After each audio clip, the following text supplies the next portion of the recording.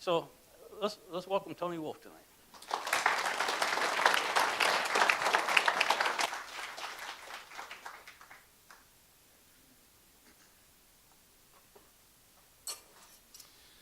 Well, I decided to spare no expense but to bring one of my finer musical instruments with me. This is an Oster 530C model. If you play one of these at home, you'll want to do it with the crumb tray down. Obviously, it's better acoustically, but you can read more about that in Toaster Player magazine. This is an old song I learned years ago. It's kind of my one cover tune. I'm going to need your help tonight. When I point to you, I want you to say, "Yeah, toast."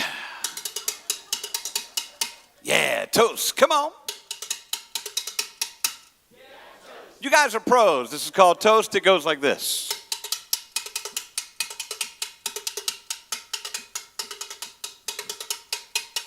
All around the country and coast, people always say, "What do you like most?" I don't want to brag. I don't want to boast. I always tell them, I like toast. Yeah, toast. Yeah, toast. I get up every morning about 6 a.m., have a little jelly, have a little jam. Take a piece of bread, put it in the slot, push down the lever and the wires get hot. I make toast. Yeah, toast. Yeah, toast. Now there's no secret to toasting perfection. There's a dial on the side and you make your selection. Push to the dark or the light, and then if it pops too soon, press it down again and make toast. Yeah, toast. Yeah, toast. For many years now, I've been a booster of the browning of the bread inside a toaster. If it gets dark, I start hollering, because don't you know I'm black toast intolerant. Yeah, toast. Yeah, toast. Oh, oui, bonjour, bonjour, cordet. Oh, crescente, Chevy Corvette. Maurice Chevalier, Eiffel Tower. Oh, oui, Maurice, bonsoir. French toast. French toast. Yeah, toast. Yeah, toast. Yeah, toast.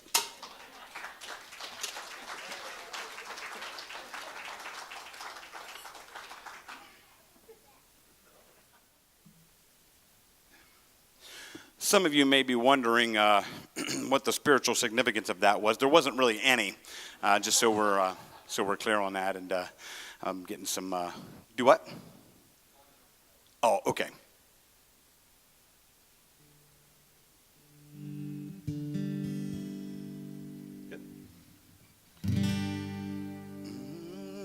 Me, yes, them, we. This is good. All right, good. So I travel all over the country basically doing two things: ridiculous songs and sharing my testimony, what God's done in my life and what I see him doing in all the places I get to travel to. Years ago, when I started my career in Nashville, Tennessee, I thought it was kind of odd, but one Sunday, a church in Indianapolis, a rather large congregation, about 900 folks, asked me to deliver the Sunday morning message. Now, it takes a brave church to turn their pulpit over to a comedian on Sunday morning, so I thought, this will be fun. Let's go do this. I stood up to address these folks, and for the first time I'd ever seen them, I was shocked to see, this was the middle of October, back in around 2002, 2003, about 300 to 400 of these folks were wearing blue and white Colts jerseys. Now, I grew up in a very conservative household. If I'd worn a football jersey to church, my dad would have taken me home and we wouldn't have been back. But I just thought, wow, this is a lot of... There was a guy down front, bald like me. He had painted his entire head white with a blue stripe down the middle and a blue horseshoe on both sides, was ready to go to the game right after church. Turned out to be one of the elders of the church, actually. I thought, this is crazy. I mean, Indianapolis is crazy over their Colts. And so I thought it was just an Indianapolis thing. But a couple weeks later, I was up in Minnesota singing for a bunch of purple people. Then I went to South Florida the next month in the middle of December, and the church choir comes out in robes that were aqua and orange. And I thought, this is a little out of hand. I like football as much as the next guy, but come on. there's more important things to think about and to concentrate on Sundays than something as trivial as football. And so I decided to write a song to address this situation of Christians liking football and Sundays and everything. So this is kind of a new song. I don't really know the words or the chords yet, but this is called the Sunday Worship Song. And again, ladies, I know some of your husbands and sons, they could name every statistic, probably name every team. It's just ridiculous. So hopefully this song will help all of us to concentrate on the really important things about Sundays. It's called the Sunday Worship Song. It goes like this.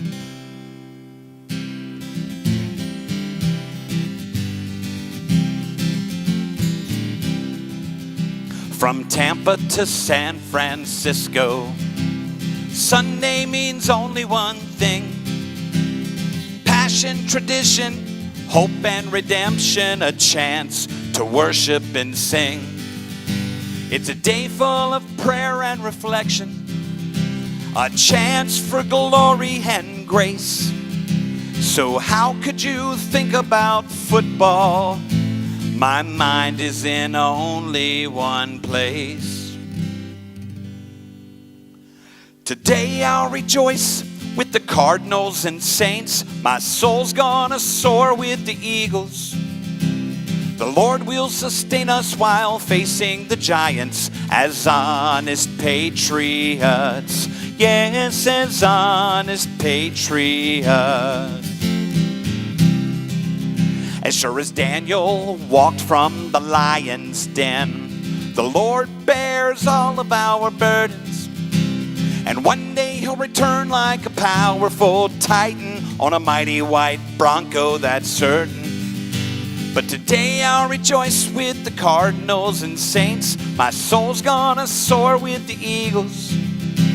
The Lord will sustain us while facing the Giants as honest patriots. Yes, as honest patriots.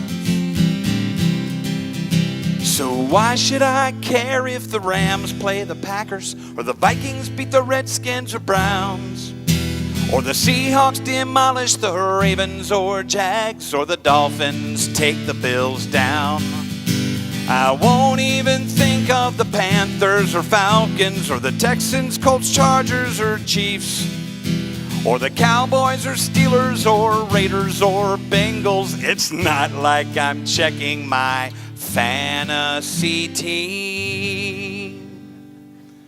'Cause today I'll rejoice with the Cardinals and Saints. My soul's gonna soar with the Eagles. The Lord will sustain us while facing the Giants as honest patriots. Yes, as honest patriots. Yes, as honest patriots.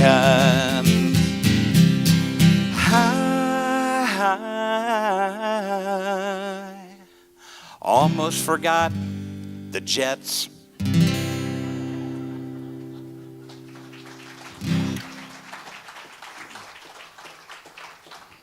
So I lived most of my adult life in the South. Went to college in North Carolina and lived down there for 8 years total. And then moved to Florida. I met my wife there. And I was down there 5 or 6 years. And then started my career in Nashville, Tennessee. So a lot of time in the South. About 10 years ago, we moved to Indianapolis and became Hoosiers and Northerners. And I have to say, it's been a little bit of an adjustment in one sense. We didn't know it, but Indianapolis is not nearly as tropical as Tampa. Like, we don't have any palm trees in Westfield. I don't even think there's a beach there. It's kind of a ripoff. But my wife told me, she said, you moved me from Florida to Tennessee, Tennessee to Indiana. God calls you to Canada. You're going by yourself. I said, all right, you know. But honestly, I have to admit, I'll just come clean with this. I really kind of had a bad attitude for about the first 7 or 8 years out in the driveway, shoveling that white powdery stuff in the sub-zero temperatures. It's blowing in my face, and all I could think of was the white powdery sand of the west coast of Florida. So last year, I was out there complaining like usual, and I said, you know what, enough's enough. I put the shovel down by the garage, walked in the house, and made a nice hot cup of cocoa, and sat down by the Christmas tree. And as I looked past that tree out into the Indiana grayness as the snow was falling on the ice-covered streets, I made a decision. I said, you know what? This is my home. My children were born here. This is a great place to live. I need to quit complaining and have a much better attitude. So right there by that Christmas tree, I decided to write a Christmas song. And my hope was, wouldn't it be something if my children would sing this song, and their children, and maybe even their children down through the generations, to help remind them where their family tree first took root and what Indiana Christmases and winters are really all about. So it's the second week of September. Christmas is just a few days away. And I wanted to sing this song for you tonight as fellow Hoosiers, that maybe you would make this part of your Christmas tradition, because, again, I think this really embodies our winters and Christmases here in the great state of Indiana. This is called the Indiana Christmas Song. I hope you'll enjoy.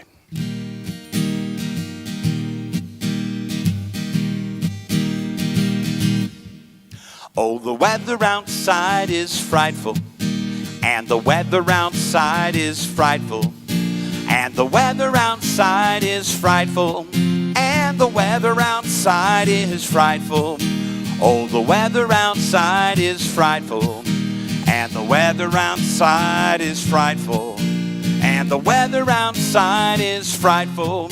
Did I mention that the weather is frightful? Oh, the weather outside is frightful, and the weather outside is frightful.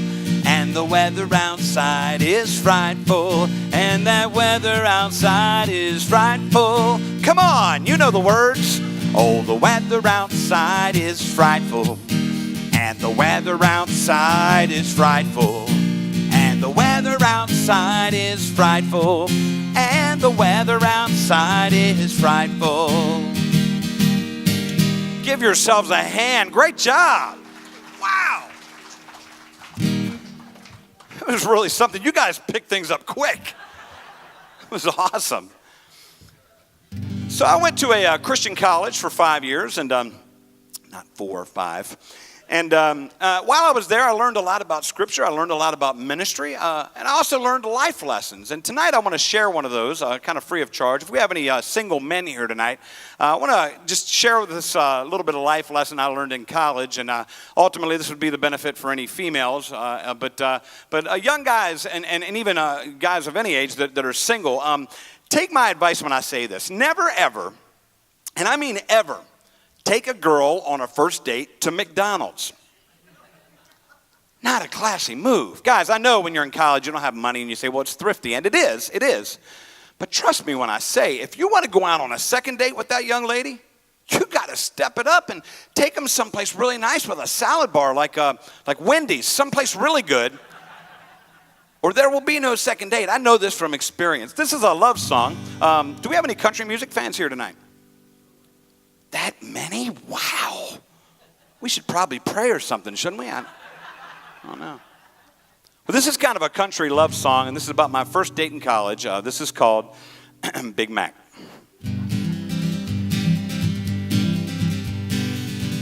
Well, we walked into... Well, I went to pick my girl up at about 8:30. She got in the car, blessed me out, said, you're an hour late. I said, now, honey, don't cross me. Let's go get ourselves a snack. I got my mind on one thing only. I want myself a Big Mac.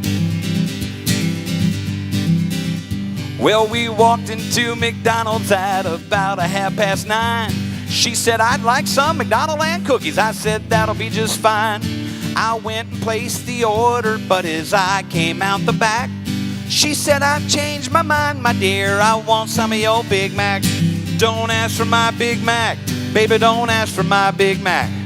I'll give you some of my French fries, but don't ask for my Big Mac. Well, we hopped into my pickup truck, and as I closed the door, she swiped a bite of my Big Mac and said, I'll have some more. Well, I just knew I'd change her mind when I turned on my charm. But she had a Big Mac attack and bit off half of my arm. Don't ask for my Big Mac. Baby, don't ask for my Big Mac. I'll give you some of my French fries, but don't ask for my Big Mac. Well, the next time that I ordered, I had learned a lesson by then. Instead of ordering one Big Mac, I went and ordered 10. Thoughts of sauce, lettuce, cheese, pickles, onions on a sesame seed bun went through my head. But when I asked her for one of my Macs, this is what she said. Don't ask for my Big Mac. Baby, don't ask for my Big Mac. I'll give you some of my French fries, but don't ask for my Big Mac. Don't ask for my Big Mac. Baby, don't ask for my Big Mac. I'll give you some of my chocolate shake, but don't ask for my Big Mac.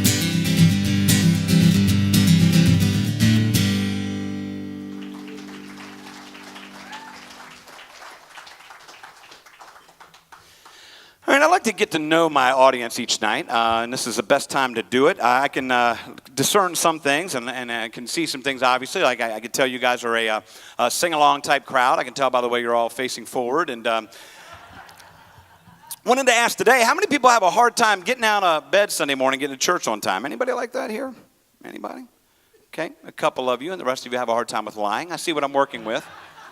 This is important. Hey, every church I go to every Sunday, I go to a different church, and it's always the same. They say, we start at 10 o'clock. What they really mean is they start at about 10:02 or 10:03. They say we start at 10:30. It could be 10:35, even 10:40 sometimes. And I think there's lots of reasons for this. Not all of us are morning people, and sometimes Saturday nights can kind of keep us out a little bit late. But I think the real problem is this. We're not worshiping on Tuesday evening or Thursday morning or Saturday afternoon.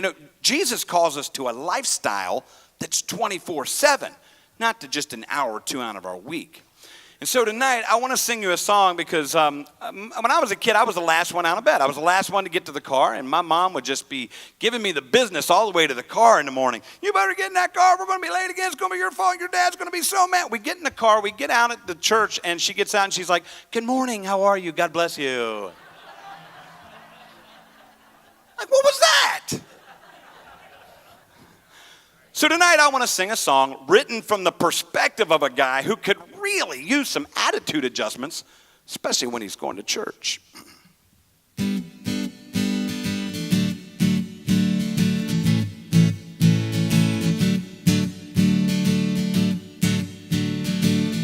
It's a beautiful Sunday. There's not a cloud in the sky. I smelled the warmth of a coffee shop, and so I had to go inside. I ordered up an espresso, but as it were by chance, the waitress dropped my tray, and boiling coffee spilled all over my pants. On any other day, I probably would have jabbed her with my fork. But I'm going to church to hear about the love of the Lord. I've got a wonderful wife, a smart daughter, and a handsome teenage son. We're really close and we love each other. Yes, our little family is one. My boy said, Dad, I'm not going to church today. And I just rolled my eyes. And then I savagely beat him until he thought that I was taking his life. I said, boy, if you don't get in that car, well, they will never find your corpse. We're going to church to hear about the love of the Lord. La la la la la la la la la la la la. Well, now we're driving to Sunday school when a sports car cuts me off. Now I could choose to be filled with rage or to simply just blow it off. It probably wasn't the right thing to do when I ran him off the road.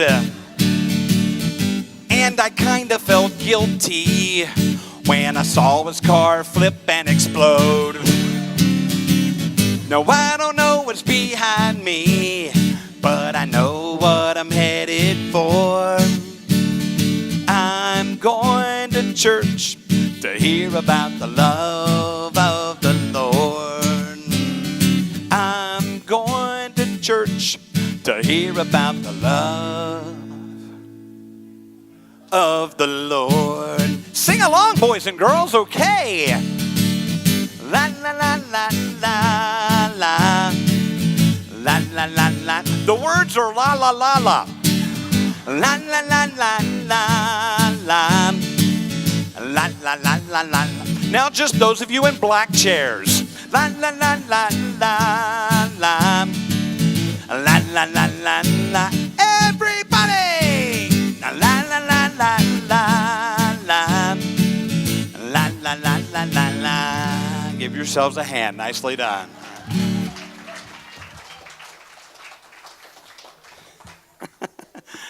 Oh man, I hope you enjoyed working here. Hope that was a good time for you to serve. That was something there. Do we have any dreamers here tonight? There's like 3 of us. Okay, cool. Just leave them in here. We'll go out and get some coffee. Talk. Yeah, you know, every trip I go on, it's the same thing. I get in and I'll put in a CD or I'll turn on the radio. Everybody loves to sing in the car, right? And then I'll have some prayer time. Every place I go, I meet someone, they tell me a story, and I end up praying for them. And then I'll stop and get gas and grab a snack. And when I get back in that car and the sun starts beating through the windshield, my mind tends to wander to a magical, faraway place where the world could be exactly the way I would like it. Now tonight, I want us to all think out of the box a little bit, do a little dreaming here, okay? And not to be greedy, but just for the fun of it, I want you to just imagine, man. I mean, your favorite foods are always there if you want them. Your loved ones and best friends, they're nearby if you ever need them. Your favorite teams always win the championship. It'd be awesome. And so tonight, I'd like for us to all just go on that journey together and imagine the world as a better place together.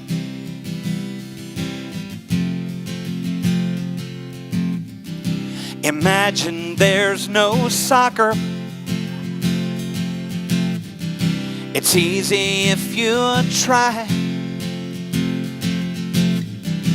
No long, dull matches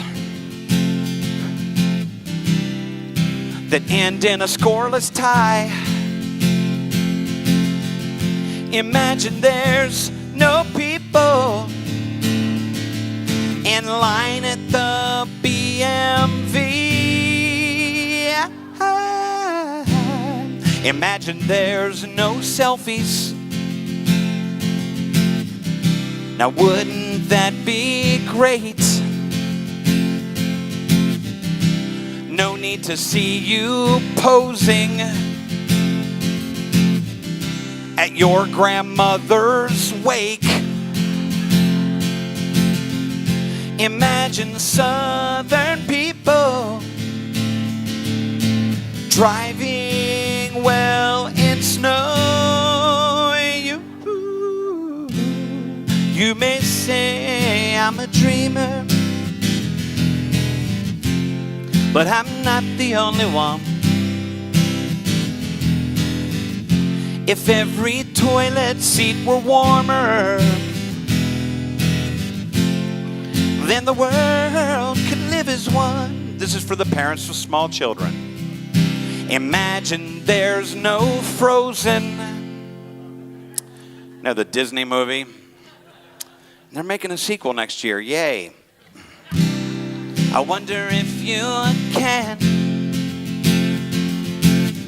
No sing-alongs with Elsa. All day inside your van.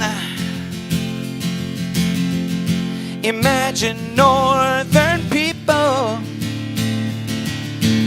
able to make sweet tea.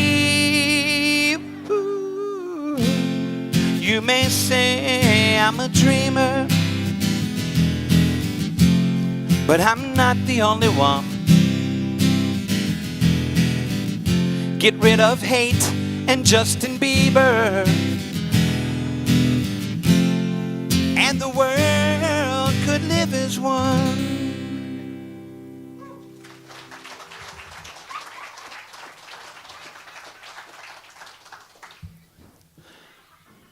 So I want to sing a kind of a different song now because I like to mix things up a little bit. This is a love song, because people hear the name Tony Wolf, they think love songs, and this one's a little bit different though. We always hear about this new love or these songs about these high school sweethearts and stuff. This is sung from the opposite end of the spectrum. This is a story of a song that talks about two people who have lived and loved a lifetime, and now they're in the twilight of their lives, looking back over the generations, the decades of their legacy of love. And the lady's name is Flo, and the man's name is Ebb, so the song is called Ebb and Flow.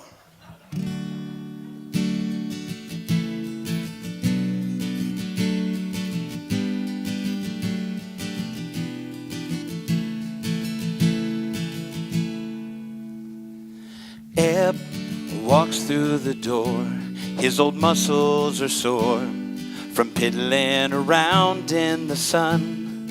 And Flo, she's always there, iced tea by his chair, with praise for the work he has done. And even though this morning is like every morning, it's a comfort when you're growing old.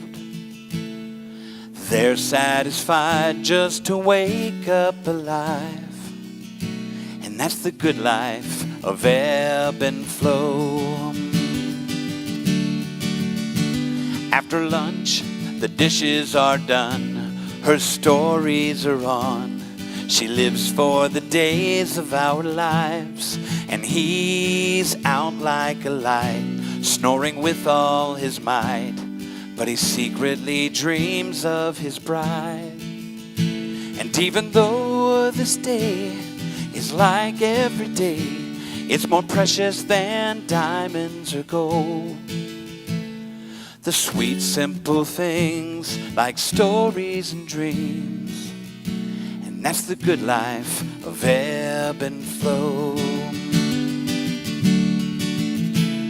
Together they weather the storm, with unwavering love they held on, till the light would break through the clouds, and they laugh and they dance in the sun. Flo kisses Ebb's nose, to the bedroom he goes, while she stays and turns out the lights. And when they're finally tucked in, he turns with a grin. In his arms he holds her so tight. And even though this evening is like every evening, it's this time they cherish the most. Two lives intertwined and feeling so close, each silently prays they're the first one to go. And that's the good life of Ebb and Flow.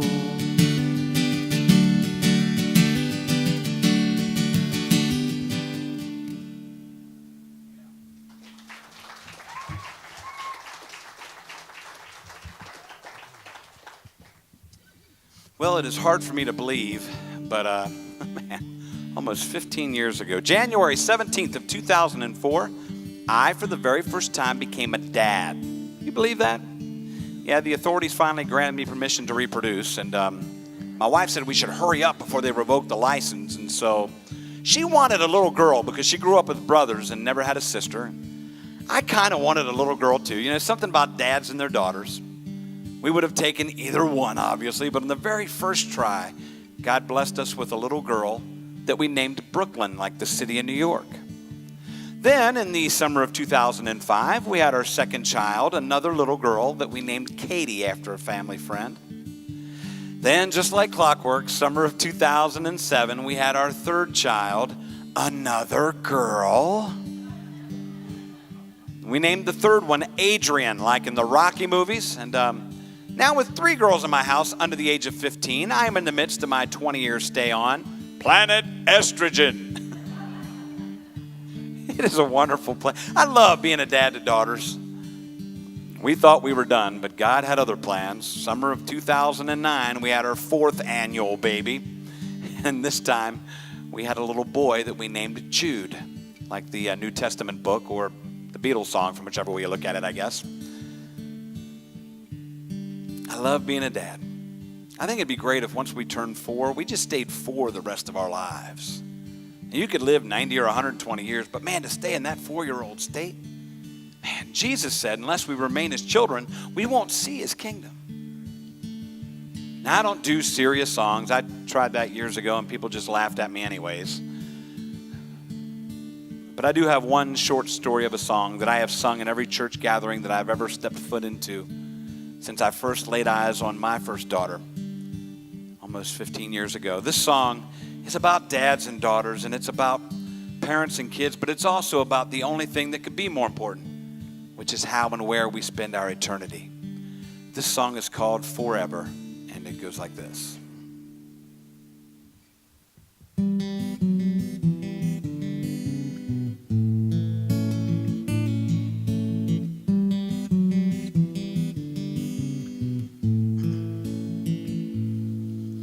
You should have seen her, dressed like her mother, heels and beads down to her knees.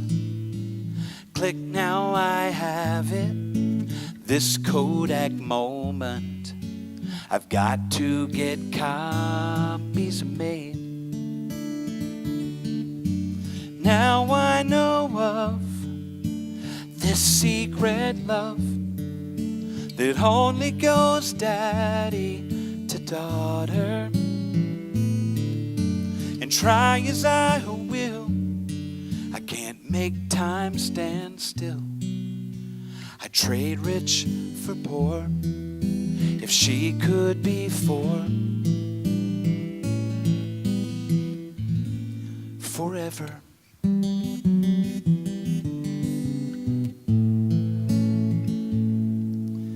Who gives this woman to marry this man? Her mother and I thought I would die. The reception begins, but it hasn't set in. I just gave my girl away. Her bedroom is bare, it doesn't seem fair. I've traded my child for some pictures. I'd give my whole world for that little girl to dance through my door. I wish she were forever.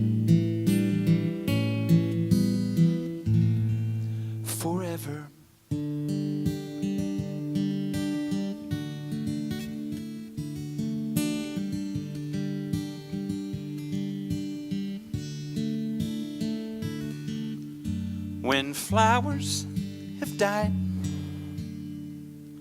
around my graveside, you'll know that I've gone to the Father.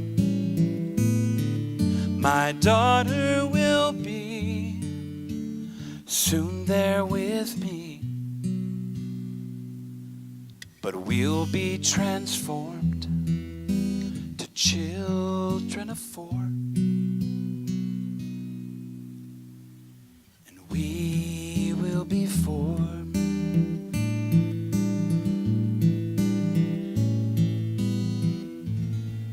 forever.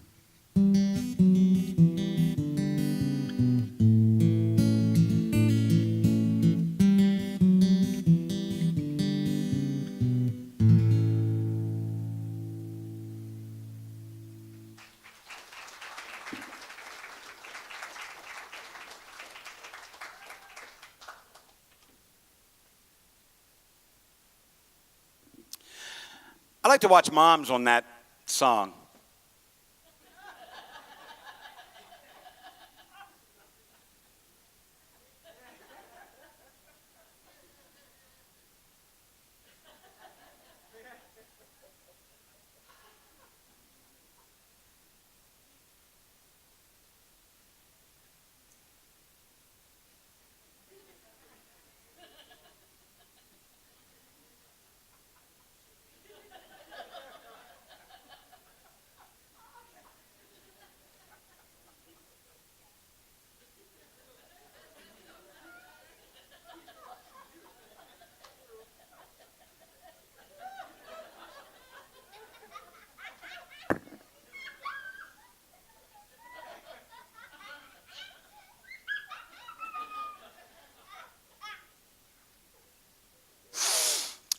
I like that better than his Christmas song.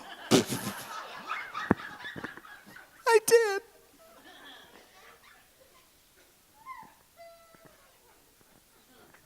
It's been good to be in God's house tonight. Yeah, man, we have reason for great joy. You know, you can open up your Bible and in 10 seconds you can find a verse that says something like, God demonstrated his love for us and that while we were still sinners, Christ died for us. And there are just countless verses like this that we can go to find great joy. Now, you can find joy in short bursts. I mean, you know, let me try to get this out from underneath it here real quick.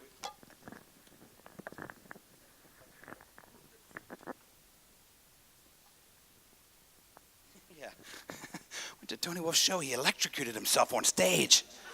It's the best show I've ever seen. It's awesome. Well, we can find joy in short bursts, and for some people it's as simple as a favorite food. You know, everybody has stuff they like to eat. Some people, it's a song or a group they like to listen to. We can find joy on this earth. You know, I mentioned football earlier. Our society finds a lot of joy in sports. It's true. You don't have to be a fan or anything. It doesn't matter either if you're 8 or 80. If you go down to the high school on Friday night around here, if grandma and grandpa have a grandson with a helmet on or a granddaughter with pom-poms, those old folks are in them metal, cold, uncomfortable bleachers going, like human seals. We make noises in public over sports. You'll go out to stadiums filled with hundreds, if not thousands, of complete strangers and yell and scream and act a fool, and you don't care. And have you ever thought about this? We can't act this way over anything else in life. You can't go down to the grocery store and find a 2-liter for 59 cents and be like, 2 liters are 59 cents. Oh, yeah. I mean, I guess you could, but they'll put you in a happy jack in a room where you won't hurt yourself. Not good. But sports fill us up with joy. I mentioned I have 4 children. When my oldest daughter, Brooklyn, was about to come into the world, my wife was maybe 7, 8 months pregnant. Everywhere we'd go, everybody that saw her would say the same thing to us. Oh, there's no greater joy than watching a baby being born. That's a straight lie. That's a straight lie. It's scary. It is. Ladies, when I found out I was going to be a dad, as soon as I found out, I was like, man, I'm signing up for all the childbirth classes. I'm doing some online tutorials. I'm reading books. I wanted to be ready for this experience. And man, all those classes, all those videos, all that stuff, nobody ever told me that when we're born, most of us have these oblongated egg-shaped heads. These little pointy baby craniums. Some of you men still have them, I see. I didn't know this. And so I was in the delivery room shooting a documentary. This was before every phone had a camera. I had a little camcorder. And I remember it going kind of like this. Here we go. The miracle of life. The joy of a baby being born. Caught right here on video. Up there's the doctor and nurses. And there's mom. And I can hear the baby. Let's take a look. Come on. Oh, there she is. Look, you can see the... Oh. Doctor's first words, and this is not part of it. She's got a bit of a cone head. That's what he says to me. I waited 30-something years to be a dad. I'm picturing some nice, warm, fuzzy moment that she's got a bit of a cone head. Like he's put out with me about it. I was like, hey, man, that's my daughter. What are you saying? I'm saying you guys gave birth to Miss Potato Head. But then they put her on this little cart on wheels, and they were putting blankets on her stuff, trying to warm her up and everything. They got her in front of me, and the coolest thing happened. She's, babies, and she's just screaming, ah! And she lays her little head back, and all I can see is this dimple in her chin. Just like mine. And I'm a little bit slow. It took me to that moment. Came to the realization. I was like, that's me. That's what I would look like if I was a tiny little bald-headed female squid baby.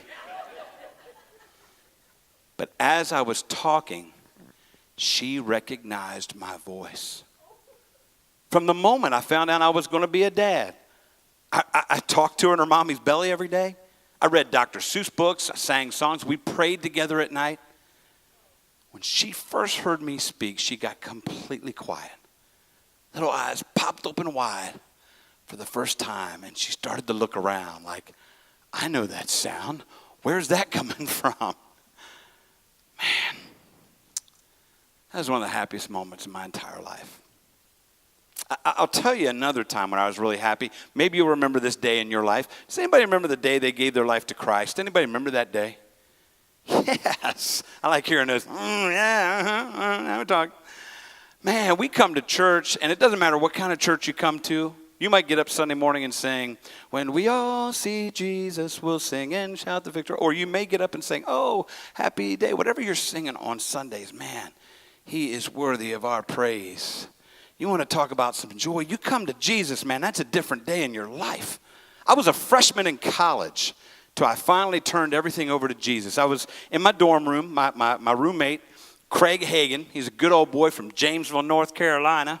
Might as well have been from Mayberry, North Carolina. Just a good old boy, and he's in there. He's reading me the story of Philip and the Ethiopian eunuch when he got baptized and everything.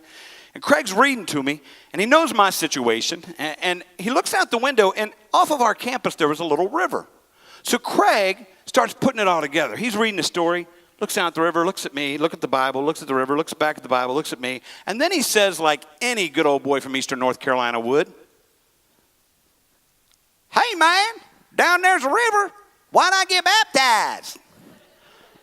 I said, all right, Craig, let's do this. So Craig Hagan took me down to the Pasquotank River in Elizabeth City, North Carolina, scientifically proven to be the dirtiest river on earth. I'm serious, really. It was like being baptized in sausage gravy. Which wouldn't be a bad promotion for Southern churches when you think about it. Come on down to church Sunday. We fixing to baptize everybody in sausage gravy. There wouldn't be a sinner in the entire county. Everybody'd show up. You know? But man, I'll tell you what, I came up out of that nasty, filthy water, and all I could see was this perfectly blue sky. No white clouds, no gray. It was just one of those days, perfectly blue. And all I could think in that moment was, man, if Jesus comes through that sky right now, I know I get to go with him. Because I've laid everything at the foot of the cross, man. I was so excited. I wanted to just jump up out of that gravy, man. It's too thick. I couldn't. It took me a while after that to learn this valuable life lesson. Do you know you can know that same kind of joy every day you walk with Jesus? Yes, we have mountaintops and valleys. I understand that. But you can know that same joy as you knew the first day you came to Christ if you'll do one thing with your life. Serve him with your life. Man, you want to know joy in this life? There's no joy like knowing Jesus Christ and serving him with your life. I learned about serving at a very young age. I was born in August 1968. That's right, I'm 74 years old. And the moment I was born, I was placed immediately into an orphanage in Western Maryland. I was from a broken home before I ever even got here. My birth mother, she couldn't take care of me. She knew it. Family didn't help her. So that's where I started. Started my life as an uncared for orphan. But while that was taking place, a 17-year-old girl, a teenager, wrote her husband to be a letter. They had just gotten engaged, but a week after that, he got drafted into the U.S. Army and went off to serve in Vietnam. She wrote him a letter and she said, I am praying for you every day, wherever you're at. I pray you're safe. I pray this war will end and all of you guys will come back. But every day when I've been praying, God's been laying on my heart this calling, this desire to be a mom. I really think that's why he put me on this earth, is to be a mommy. And when I pray, I don't think God wants me to wait till you get back, we get married and have kids. I think God wants me to be a mom right now. That GI got that letter over in Vietnam. He read it. He said,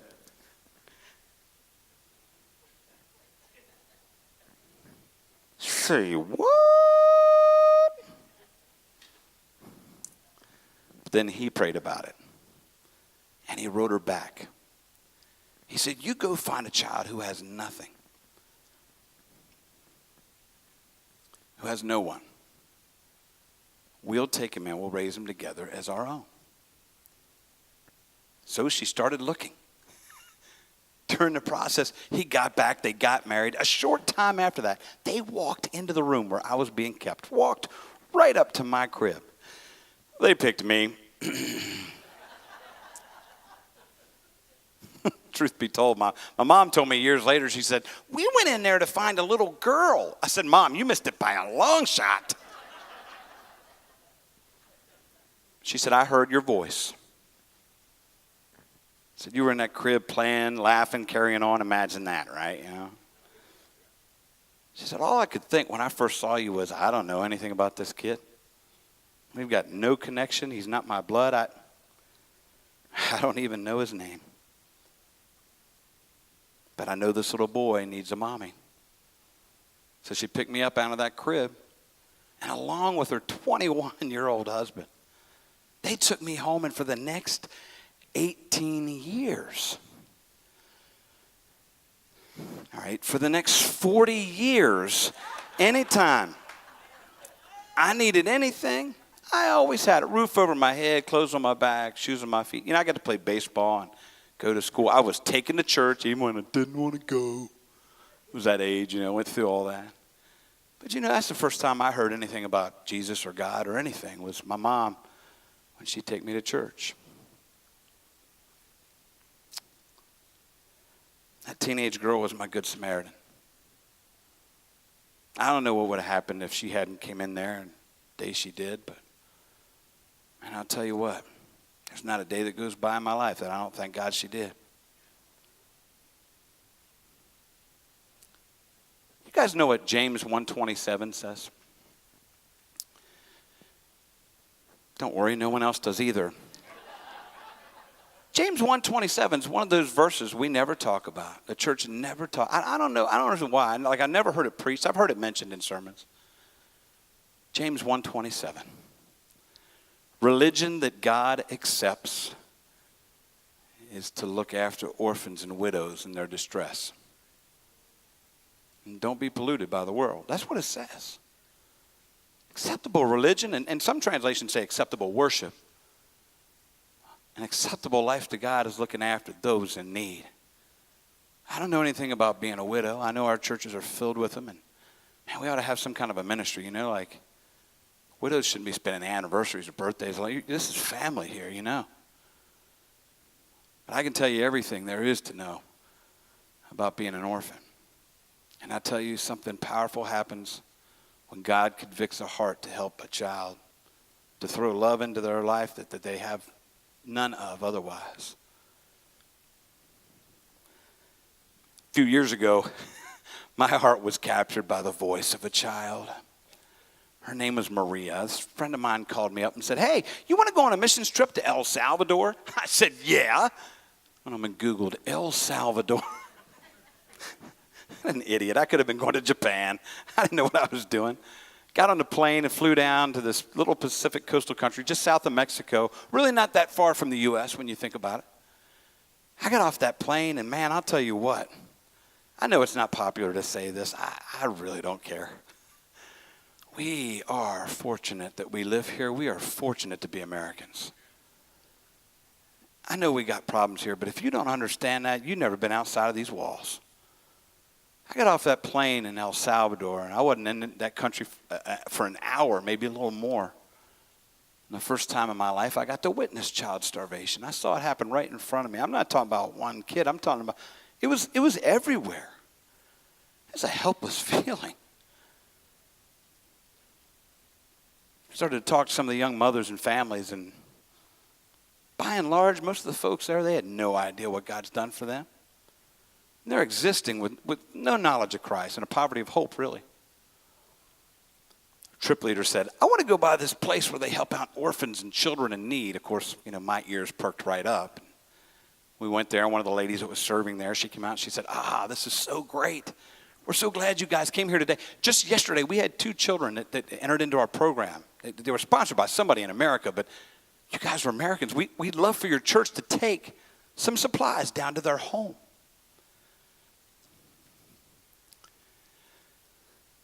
Home. We got in that Jeep, and we drove down through, miles and miles with these little metal boxes. 7, 8 people living in each one. I finally pulled up to this open field, and all I saw in this field, in the back corner, there was this big stack of raw cinder blocks out there. Drove halfway across the field, they turned off the Jeep, and that's when I realized that stack of blocks over there, that's their home. They put a piece of tin on top of it, and they had this plastic shower curtain. That was their front door. I pulled that curtain, and when I stepped inside, the first thing I saw, they said there was 2 kids there. There wasn't. There was 4. And the 2 that were sponsored, they took off for school. I'd never been before, but they were so excited. We barely got to see them, but the other 2 stayed there. One was this little girl, Maria. She was about 5, 6 years old. She was sitting on this dirt floor. I remember there was ants all over the place. She's sitting there. I step in with the box of supplies, and our eyes happened to meet. And man, when she saw that I had that box of supplies, and my buddy had a big thing of clean water, and the next guy had a sack of rice on his shoulder, she looked up at me, and those little brown eyes doubled in size. Smile went from ear to ear. And she just kept looking at me. She stood up, her little hand started shaking. It was like she was getting so excited she couldn't even talk. But she wouldn't take her eyes off of me. She was fixated on me. It might have been the glare, now that I'm remembering. And then she started talking. And you know when a child gets excited, right? I mean, she is talking to me like 100 words a minute, and I don't speak Spanish. So I had to go get the interpreter. I remember saying, hold on, honey, hold on. I said, ma'am, could you come here? Ever since we got here, this child's been talking to me, and she's so excited, but I don't know what she's talking about. The interpreter listened for a minute, and she looked at me, and she said, this child just said to you, somebody in America loves my brother and sister, and one day someone's going to love me too. 5 years old, you know? I remember when she said that, looking at her, and all I could think was, sweetie, I know what it is to have a need. That's how I got here too. But I also know what happens when we're willing to love on a child who's never experienced that. You know, by my age and looking in this audience, it could have very well been somebody just like one of you guys here in this audience tonight that took me in. A stranger to me, didn't know me nothing. I put my arm around her, I hugged her, I said, well, I love you right now. She didn't understand a word, she just, I'll never forget that child's face when I hugged her. She just lit up. We're not saved by the things we do. Man, without God's grace and Jesus' blood, we have nothing. We have nothing. We have no hope without Jesus Christ. We have no hope aside from the mercy and love of God. But isn't it interesting that Jesus said in Matthew 25, one day we'll leave this place. We'll stand before him, and on that great getting up morning, in Matthew 25, Jesus says you'll hear God's voice. And on that judgment day, he could be asking us anything, but Matthew 25 says we'll hear these words. What did you do for the least of my brothers? Because I'll tell you right now, whatever you did for them, that's what you did for me. You ever think about what will you say? I tell you, my mom's going to have a good answer. I think about that all the time. What will I say? I want you to meet somebody just real quick, and I'm going to pray, and I'm going to turn it back over to Pastor Rod here today.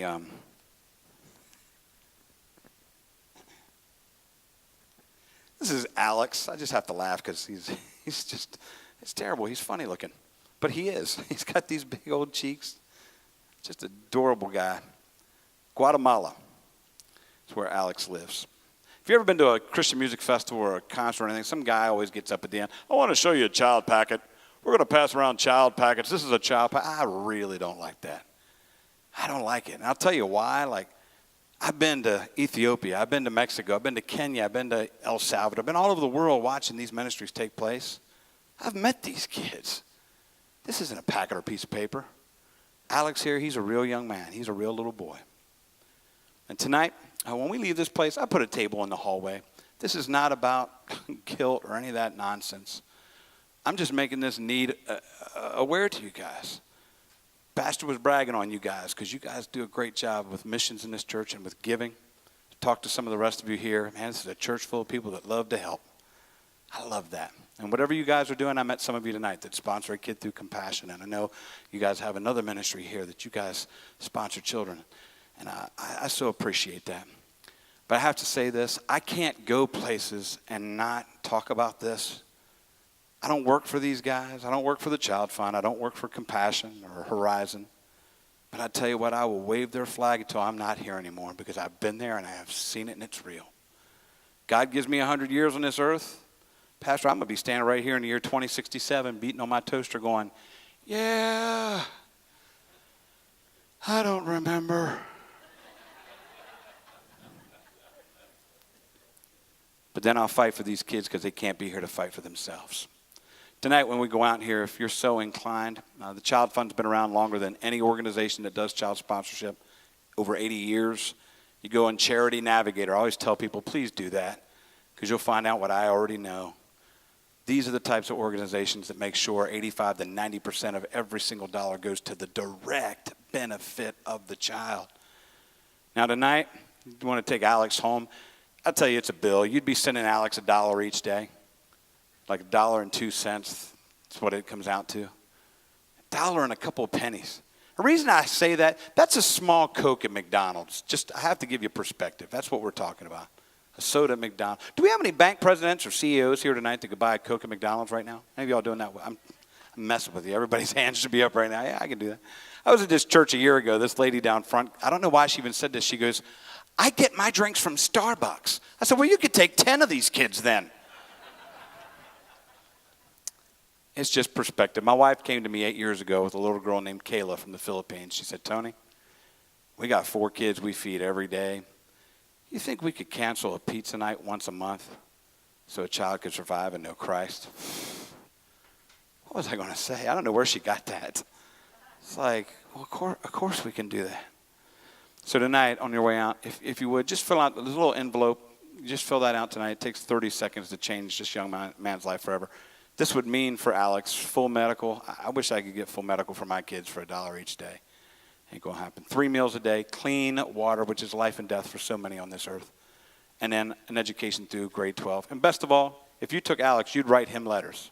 Now, he's a little fella, so in the beginning, his minister or something like that would be the one writing for him. But you would write letters back and forth. And you could tell him, Alex, God has a plan for your life. One to prosper you, not to harm you. One to give you a hope in the future. That's what his word says. I'm going to pray for you guys. I want to thank you so much for allowing me to come and hopefully make you guys laugh tonight. And again, this is not a commercial to me. God started writing my story 50 years ago. And at times in my life, I wonder, what was the purpose in that? And I got down there in El Salvador and saw a bunch of orphans playing soccer together. And I thought, man, if I was born here instead of America, that would be me out there in that field, and I'd be on one of those packets. I thank you again for being here tonight. Every single person. You could have went anywhere else tonight, but you came here. Thank you so much. I hope you were blessed. Let's pray. Father God, thank you so much for loving us. Father, thank you for your grace. Thank you for your mercy. Lord, thank you for considering us so important that you were willing to part with your only child, your only son, to die so that we might be adopted into your family. God, I pray that tonight that you will... Lord, you will just move hearts tonight. And Father, whether it's somebody wanting to sponsor a child in Guatemala, or if it's somebody here tonight going, man, I need to be helping out down at the church more. Maybe there's somebody here tonight that says, I never have really turned everything over to God before. And so tonight, Father, I just pray that if that's the case, your Spirit will move in this place. And nobody will leave here tonight without the hope that only Jesus can give. He said, I am the way, the truth, and the life. No one comes to the Father but by me. So tonight, Father, there's people all around us tonight that would love to share what Jesus has done for them and what it means to make him Lord of your life tonight. So, Father, I pray that you just be in this place. Thank you again for everything, Father. You bless us so much. Most of all, we thank you for your Son, and it's in his name we pray. Amen. I believe that Jesus is worth living for because he believed I was worth dying for. Thank you, guys.